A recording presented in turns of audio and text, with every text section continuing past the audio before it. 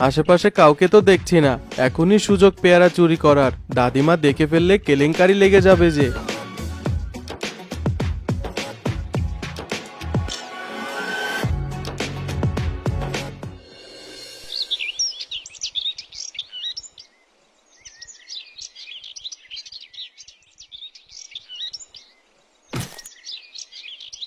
কাকিমা, আজ সকাল সকাল কাজ সেরে এসেছি। হ্যাঁ গো বাবা মফিজ এলি? হ্যাঁ কাকিমা, আজ জলদি জলদি কাজ সেরেছি। বাবা আজ বরং আমার কাছে খেয়ে যেও বাবা, আজ চিংড়ি রেঁধেছি। তা বেশ, আমি হাত মুখটা ধুয়ে এখনই আসছি। খেতে কাজ করেছি, হাত পায়ে কাদা লেগে গেছে। তা তুমি এসো, আমি ভাত বেড়ে রাখছি।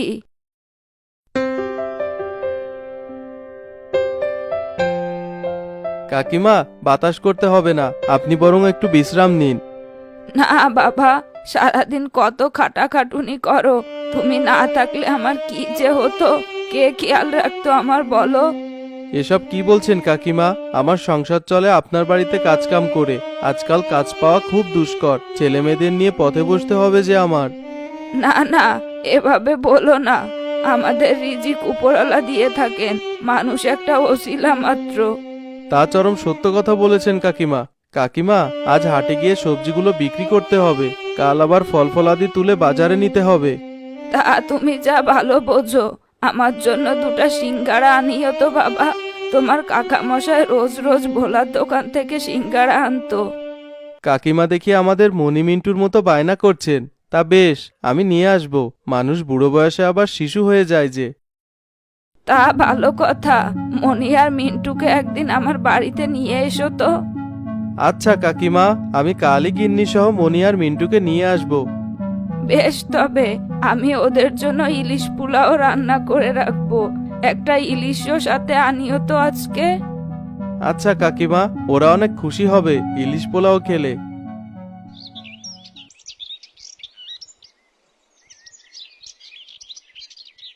বাবা, আমার জন্য কি এনেছো? সিঙ্গারা এনেছি রে মা।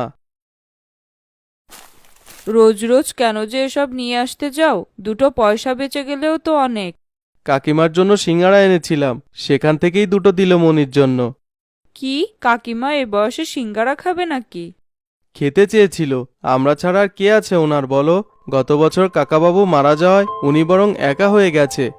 হ্যাঁ গো, সন্তান না থাকলে বুড়ো বয়সে মাথা গোঁজার জায়গা হয় না। ও, খুশির খবর আছে একটা, শুনবে? কি খুশির খবর বলো? কাল কাকিমা আমাদের সপরিবারে দাওয়াত দিয়েছেন, ইলিশ পোলাওর দাওয়াত। ইলিশ মাছ তো আমার খুব পছন্দ। হ্যাঁ মা, তা তো জানি। তোর বাবার যে তা কেনার সামর্থ্য নেই, তবে কাল দাদির হাতের ইলিশ পোলাও খেতে পারবি। কি মজা কি মজা, আমি এক্ষুনি মন্টুকে বলছি। মনি, মন্টু তোর ভায়া হয় যে, নাম ধরে কেন ডাকিস? গিন্নি, বড় হলে ঠিকই বুঝবে, এভাবে বকো না তো। এভাবে আশকারা দিয়েই ছেলে মেয়েদের মাথায় তুলেছো। এই গিন্নি খেপেছে, আমি আবার কি করলাম? বুঝি না গিন্নির কখন যে কি হয়। তোমরা এসেছো, ভালো হয়েছে। মাঝে মাঝে এভাবে কাকিমার বাড়িতে এলেও তো পারো। সংসারে কত কাজ কাকিমা। আমি আসবো তোমার কাছে, আমার কোনো কাজ নেই। লক্ষ্মী মেয়ে, যখনই মন চাইবে চলে আসবি দাদির কাছে। আমি যে একা আসতে পারি না, ভাইয়াও আমাকে নিয়ে আসে না। অনেক বড় হ, যেন একা একাই দাদিমার কাছে চলে আসতে পারিস। তাহলে তোমরা ভেতরে গিয়ে বসো, আমি আমার কাজগুলো সেরে আসি। কাজ পাগল ছেলে একটা। আচ্ছা যাও বাবা। দেখ দেখ মন্টু, পেয়ারা গাছও দেখছি আছে। আমি তোর থেকে 1 বছর 11 মাসের বড়, আমাকে ভাই বলে ডাকবি। তা না হয় ডাকবো আমি। চল না, আমরা আর বাড়িতে না যাই, এখানেই থেকে যাই। তা হয় নাকি? এটা কি আমাদের বাড়ি নাকি? তাতে কি হয়েছে, আমরা থাকলেই এটাও আমাদের বাড়ি হয়ে যাবে। কি কথা হচ্ছে ভাই বোনদের মাঝে? কাদের বাড়ি নিয়ে কথা হচ্ছে? মা, বলছি আমরা এই বাড়িতে থেকে গেলে কেমন হয়? দাদিমার তো কত ফলমূলের বাগান, আমরা এগুলো খাবো। তা হয় নাকি রে মা? কাকিমা এগুলো দেখাশোনা করার জন্য তোদের বাবাকে রেখেছে। এগুলো বাজারে বিক্রি করে সংসার চলে। কাকিমার আর কেউ নেই যে। মা, ওর কথার উত্তর দিতে দিতে তুমি পাগল হয়ে যাবে। আমি বেশি কথা বলি নাকি? বেশ, তবে আজ থেকে তোর সাথে কোনো কথাই আমি বলবো না। বাচ্চা গেল।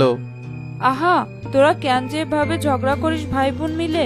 আমার সাথে আয় তো, খাবি এখন। অনেক পাকামি করা হয়েছে।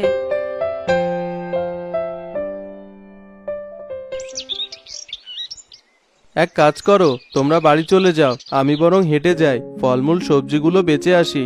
একা পারবে তো যেতে? হ্যাঁ পারবো, আমরা একাই যেতে পারবো, আমাদের নিয়ে ভেবো না। তোমরা দাঁড়াও, আমি আসছি একটু। এটা রাখো, এখানে কিছু পোলাও বেঁচে গিয়েছিল, বাড়িতে নিয়ে খেতে পারবে, নিয়ে যাও। এসবের কি দরকার ছিল? আচ্ছা কাকিমা, এখন তবে আসি আমরা। এসো তবে, পথে সাবধানে যেও তোমরা। কি এমন হতো পোলাওগুলো না দিয়ে গাছ থেকে কটা পেয়ারা দিলে? তোর কি খুব পেয়ারা খেতে ইচ্ছে করছে রে বোন? হ্যাঁ, খুব খেতে ইচ্ছে করছে। এনে দিতে পারবি তুই? দাদিমার গাছে কত বড় বড় পাকা পাকা পেয়ারা, দেখেই আমার জিভে জল চলে এসেছে। বেশ, দেখি আমি তোর জন্য পেয়ারা আনতে পারি কিনা। কোথায় থেকে পেয়ারা পাবে তুমি? আমাদের তো পেয়ারাই নেই, তাছাড়া বাজারেও তো অনেক দাম, অত টাকা পাবে কোথায়? ও নিয়ে তোকে ভাবতে হবে না। আচ্ছা বেশ, আমি আর কিছু বলবো না। মিন্টুর বোন তার কাছে পেয়ারা খেতে চেয়েছে, তাই সে তার বোন মনির জন্য দাদিমার কাছ থেকে পেয়ারা চুরি করে।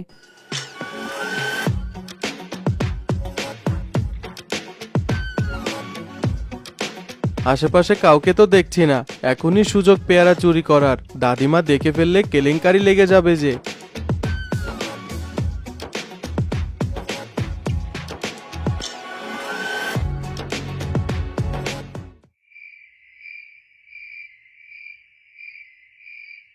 দেখ দেখ, তোর জন্য কি এনেছি আমি। কি এনেছো? চুপ চুপ, আস্তে, মা জানতে পারলে অনেক বকবে। মা বকবে না। কি এনেছো দাও না, এই চোখ বন্ধ করছি, দাও না কি এনেছো।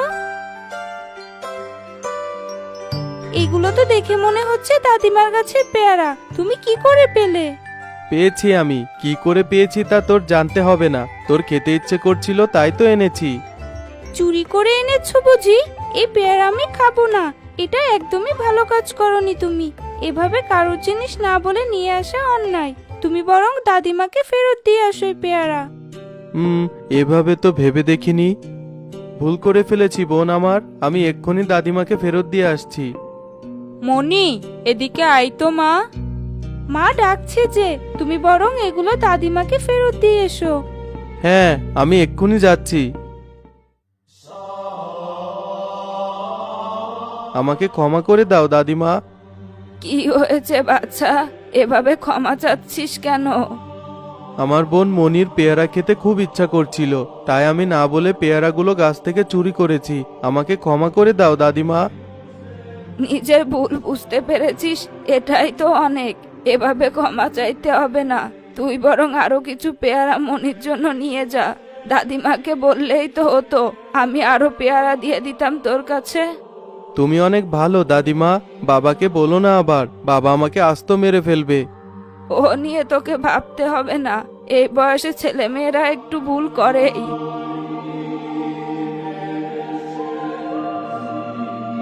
এরপর মিন্টু শপথ নেয় সে আর কখনো কারোর জিনিস চুরি করবে না।